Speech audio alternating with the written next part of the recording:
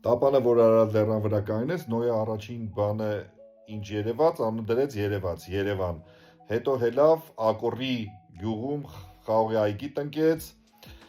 եւ այդտեղ կինովցավ, Ակորի հայերեն ուրեմն նշանակում է արկ ուռի, այսինքն տեղ արկ, որտեղ Նոյը տնկեց ուռի, ворդ։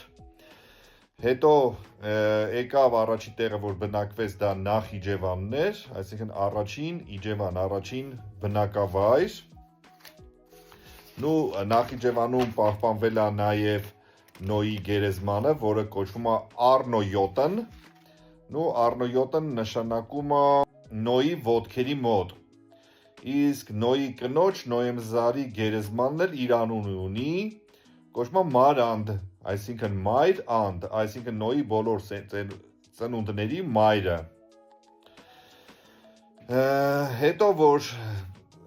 տապանից ելնում են, Նոյը հրամայում է բոլորին, որ իրար ջրով թռչեն, իրար վրա ջուր լցնեն, որպես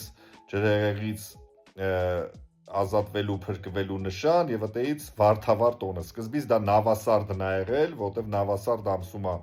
Նոյը դուրս եկել տապանից, հետո միավորվել են Նավասարդն ու Վարդավառը։ Տեսնում եք,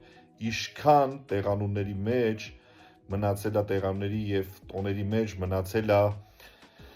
Նոյի տապանը, ջրհեղեղը, հենց որ տապանը Արարատի վրա է, հայեր ջան։